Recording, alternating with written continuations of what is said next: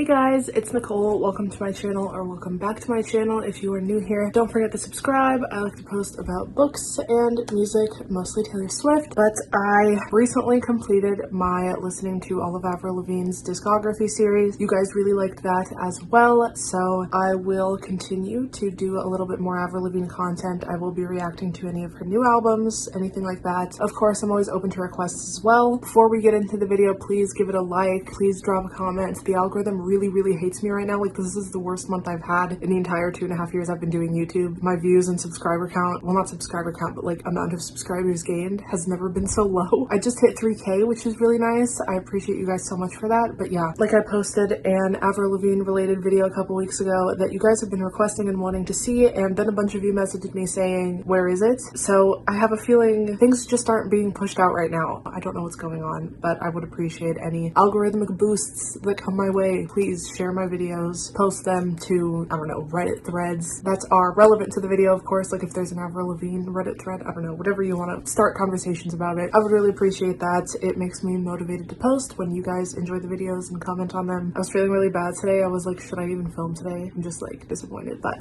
this is a video I'm kind of nervous for because I feel like for once my opinion is not super popular. So she has 7 albums. I have listened to all of them. Some of them I have continuously listened to, and others have kind of been put on the back burner, so I don't know exactly how accurate this will be, just because, like, I don't remember some of the songs if they didn't resonate with me and I didn't put them on replay. Basically, what I'm going to be doing is showing you my ranking from my least favorite to my most favorites. I will have timestamps down below if you want to skip around. You can spoil it for yourself and go to my favorite album, but I've said several times what my favorite album is. I'm going to be listing my top 3 favorite songs from each album, and I think I might kind of discuss some strengths and weaknesses as I remember what I liked or disliked about each album, but you can always go back and watch my reactions to all of these. I will have it linked in the iCard. I think it's over here, and I have an Avril Lavigne playlist.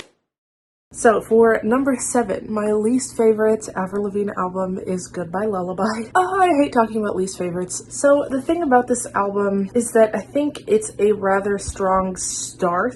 From my understanding, she really wanted this album to be like all ballads, and her label was really fighting her, and they basically were like, we want another girlfriend reminiscent single that's going to do well on the pop charts, and that did not resonate with her vision for this album because she wanted it to be all ballads. I mean, if you look at the cover of the album, I feel like that tells you pretty much her creative direction, what she intended it to be. However, I unfortunately just fall into the, I don't know, I guess you could call me a fake fan. I think the singles are amazing. The singles are like my favorite part of this album. I love What the Hell. Wish You Were Here is fucking incredible. I think Wish You Were Here is like, it's a happy middle where like it is super successful and I think has a lot of longevity, so her label must have been happy with that song. But it also communicates, I think, what she wanted it to, like the album itself. I mean, it's pretty much a ballad, but the thing is, it's very dynamically complex. It goes up and down in energy a lot. It has great production, and I also really love Smile. I know it's so much more like her earlier albums and probably was pushed by her label. And I will say my top 3 favorite songs are Smile, Wish You Were Here, and What the Hell. I just don't think she completely successfully executed the rest of the album being all these ballads. And as far as cohesion goes, I would understand why What the Hell and Smile would need to be kind of eliminated. Even though those are amazing songs, they don't exactly fit the era. But the only successful ballad I really see on here is Wish You Were Here. Everything else has very generic lyrics, and she's got the vocals to really hold her own with a ballad. Like, ballads are tricky because you either have to be saying something very deep and meaningful and original because people listen to the lyrics a whole lot more with ballads, or you have to have the vocals to pull it off, or just making sure it's a very dynamic song, because sometimes just ballad after ballad after ballad, if it's not super interesting and a song that builds to the bridge and then is like quiet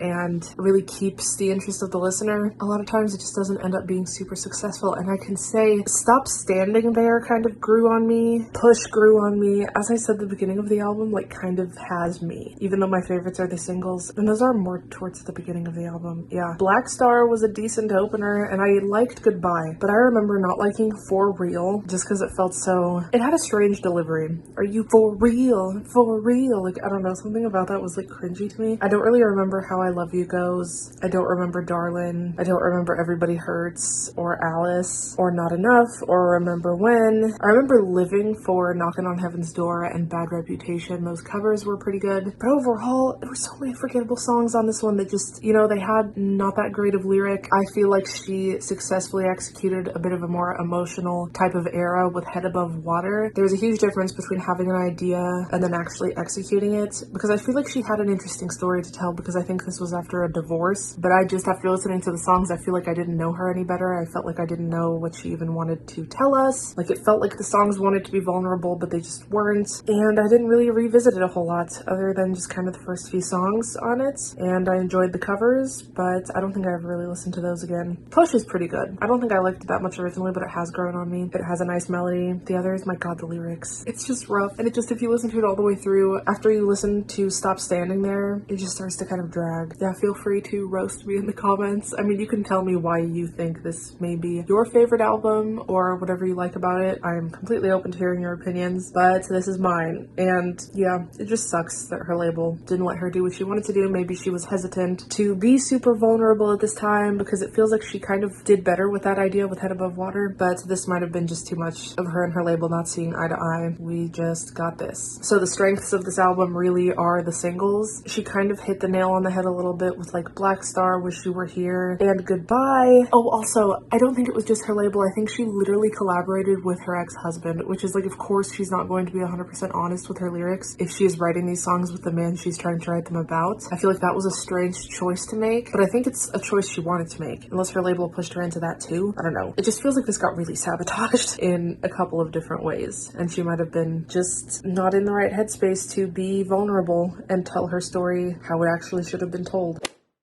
Number 6, my second to least favorite album, Under My Skin. So it's not that I disliked this one even, because I would kind of say for Goodbye Lullaby, it's below average for me. It's not really an album I revisit much. It's not one I really like, I guess. There are a couple songs I like on it, and other than that, I just don't touch it much. But Under My Skin has some interesting stuff going on, and I like the grungy sound. I mean, that's very much a personal preference. If you love piano music and ballads, you probably would like Goodbye Lullaby a little bit more, but Under My Skin kind of got saved by the grungy genre. For me, at least, I like the energy and the angst. It feels very authentic to Avril, especially at this time, her being like younger and just more frustrated with the world. I think a strength of this album is definitely the sound. I know a lot of people feel very nostalgic for Avril's short-lived grunge phase. I've seen some of your guys' comments, and that being a reason some of you don't like Love Sucks that much, because you'd never really viewed her as much of a pop punk artist as you do like a grunge artist, which is interesting to me, because to me she's always been kind of like pop punk. But I see what you mean with this album. It's probably like the darkest. There's really not much pop influences at all. This is probably her most like alt album, I guess. So the genre does save it a lot, but I think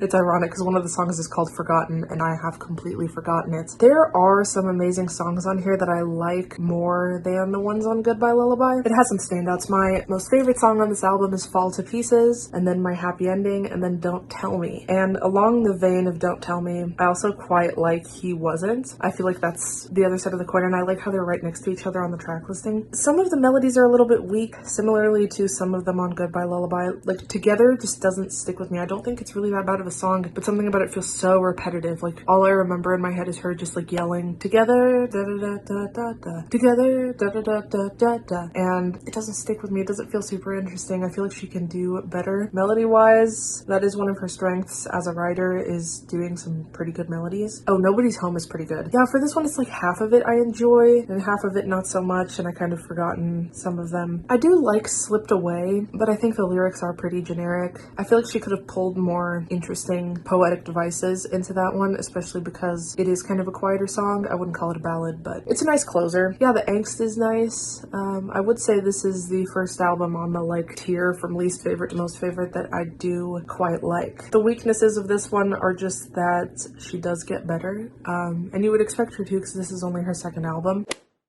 Okay, next would be number 5, The Best Damn Thing, and my 3 favorite songs off of this one are Girlfriend, I'm so basic, When You're Gone, and Innocence. So this title track is pretty strong. The Best Damn Thing, it's fun. I don't remember Runaway. I Can Do Better grew on me a lot. It does kind of feel like a good continuation of Girlfriend, as it is the second track and Girlfriend is the first. The Best Damn Thing is pretty good. When You're Gone feels like something that belongs on Goodbye Lullaby. Like, it feels like what she was trying to do with Goodbye Lullaby but wasn't able to. It's so emotional. Hot is fun. I like this album because it is a lot of up and down. We've got these really powerful emotional ballads like When You're Gone and Keep Holding On, but then we've got so much fun pop punk stuff, and I think it's a really good mix. Oh, Innocence also as a ballad. Yeah, the thing about the ballads on this one, I think they would fit so well with the concept of Goodbye Lullaby. These are really, really strong, well-written ballads. Keep Holding On is super generic, but as I said, if you're gonna do some generic lyrics on a ballad, like, yeah, it's iffy because people pay attention more to the lyrics, but she has so much dynamic contrast going on. She has a whole ass orchestra behind her. Like, it makes it very interesting to listen to. Innocence does the same thing. It's kind of generic, but I like the hook. This innocence is brilliant. It just has some interesting wording. Even though she's not really getting into like a detailed thing or talking about anything specific, it's kind of something that can relate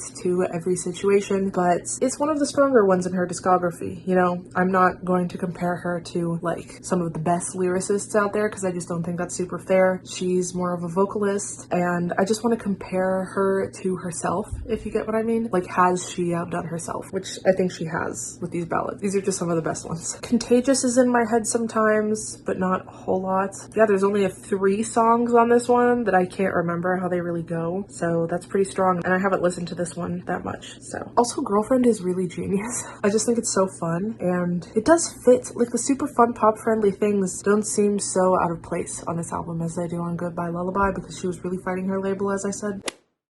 Okay, next we have Head Above Water at number 4. After I reacted to Love Sucks, I didn't know if I was going to do a discography series, but then I kept getting requests to do so, and my friend originally told me, like, he really wants me to just react to Head Above Water, and that was when everyone was like, oh my god, please do all of the albums, so I did. But yeah, he hyped this up as, like, it was kind of written after her whole battle with Lyme disease and how she almost died, and I think I had kind of high expectations for the lyrics, and they're not bad, but I think I just had higher expectations. Like, I think about the album Dancing with the Devil that Demi Lovato wrote after her overdose, and holy shit, she like let us completely peek into her life and the details of Dancing with the Devil. Like, I immediately understood this was kind of going to be Avril's Dancing with the Devil. There's a song called I Fell in Love with the Devil, but I don't feel like I got much from it lyrically. Maybe it's just supposed to be a soundscape. There's some like religious themes to it. I believe she did have kind of a religious upbringing. Head Above Water is an amazing title track, I can't lie. I remember quite liking I Fell in Love with the Devil. I think I liked Birdie too, but I haven't really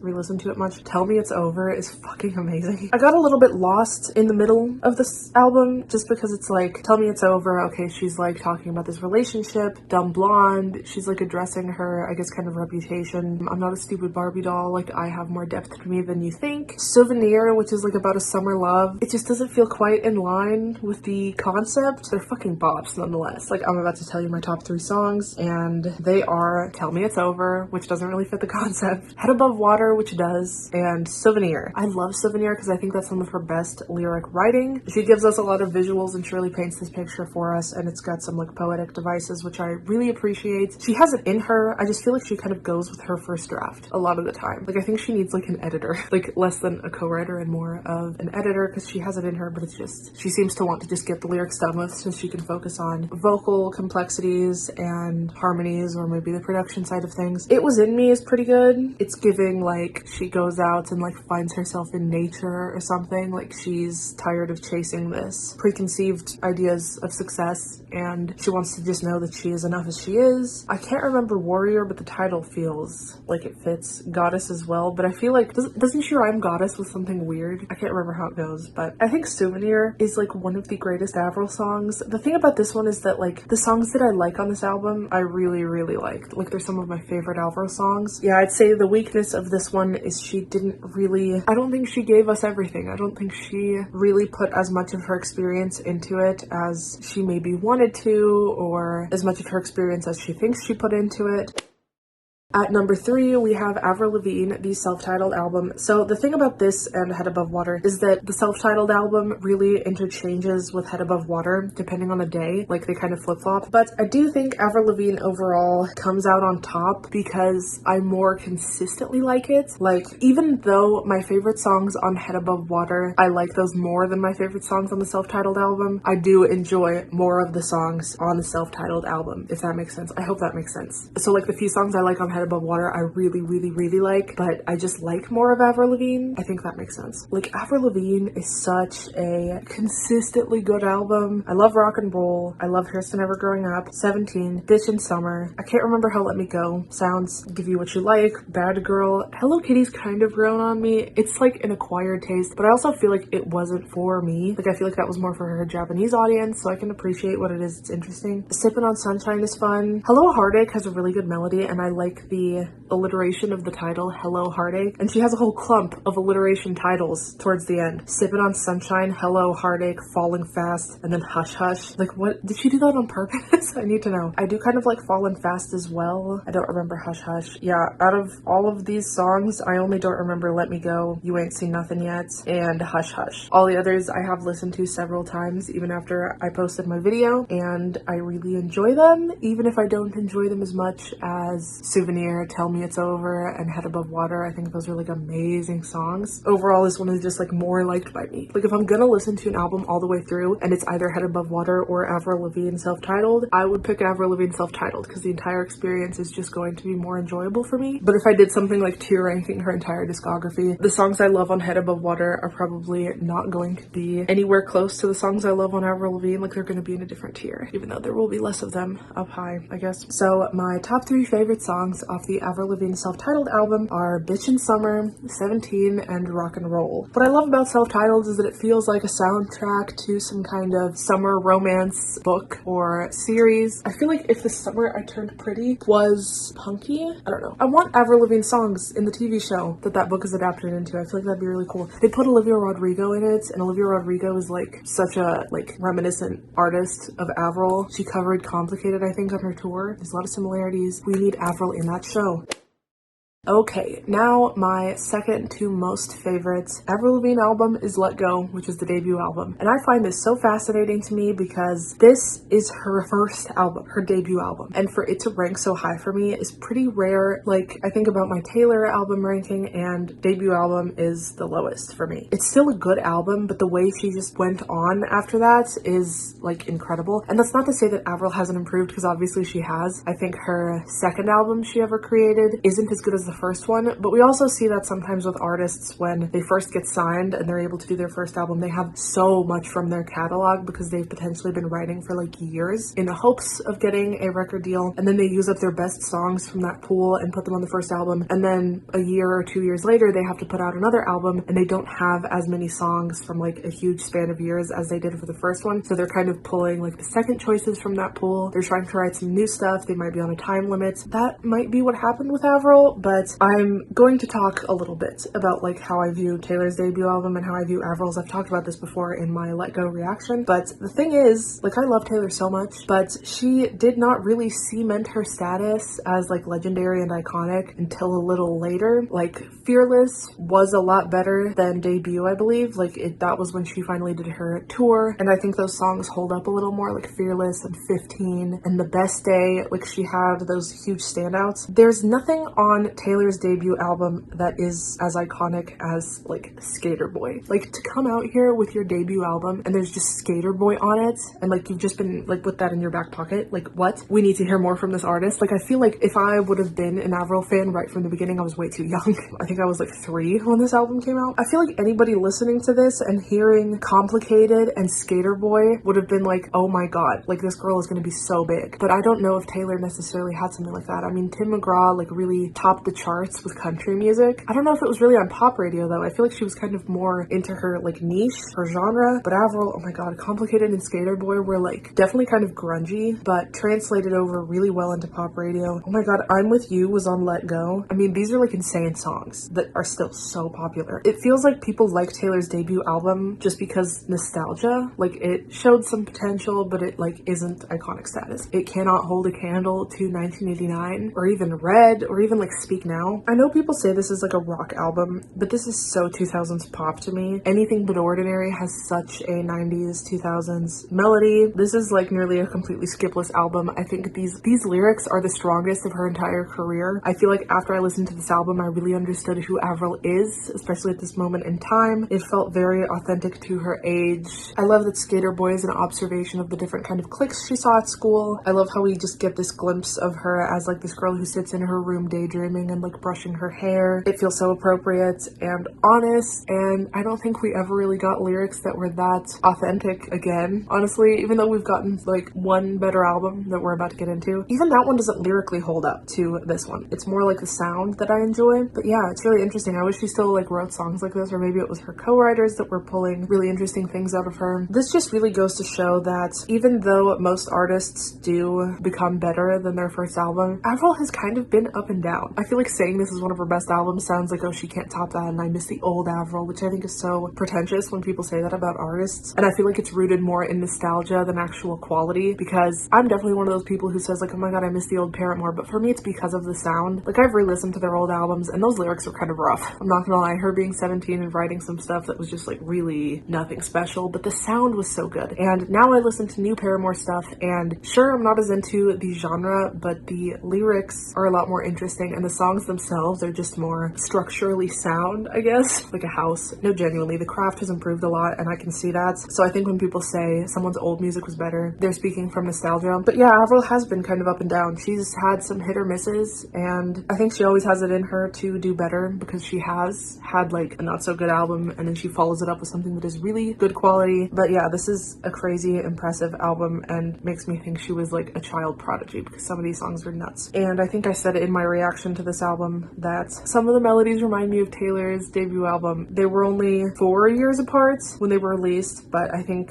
just a lot of inspiration from 90s and 2000s pop. And I love that little genre of singer-songwriter teenage girl, specifically from the early 2000s. I think it's so interesting and reflective. So I just could rave about this album forever. And now we're gonna list my top 3 favorite songs off this album. Skater Boy, because I'm basic, just like Girlfriend is my top song off of The Best Damn Thing. Skater Boy is just iconic. It is so iconic. It's like still used in movies and TV shows to this day. It's so fun. I've talked about how it's like a snapshot of that moment in time, because I don't think we have cliques quite like this anymore, because the culture surrounding TikTok has kind of eliminated that. Like, now there's so many genres and subgenres like dark academia and coconut girl and all these different like micro trends that like I think people are changing up their style a lot more to where you can't really fit into a clique, or maybe you kind of can but you float around. And I feel like they kind of ended like right before I started high school probably. Micro trends, do skater people even exist? Even if they do, I feel like they're on the out, and but we're always gonna have this song, and like there always will be kind of like an angstier type of group. Now I think it's like e-girls and e-boys or whatever. But yeah, it's fun, it's nostalgic, and really well written. Number 2 is Complicated. This is another iconic song. And number 3 for me is Anything But Ordinary. I'm With You is also really good, but I think I just like Anything But Ordinary more personally, because I think the melody is amazing. The chorus that just like releases with this energy is a personal favorite of mine. This is an album that is so fun to listen front to back, because you get like an entire story and it's a lot to think about. And usually Avril's albums are more like impressive vocally or musically, but with this one, like, we get a story, and she's not really like a storytelling songwriter. So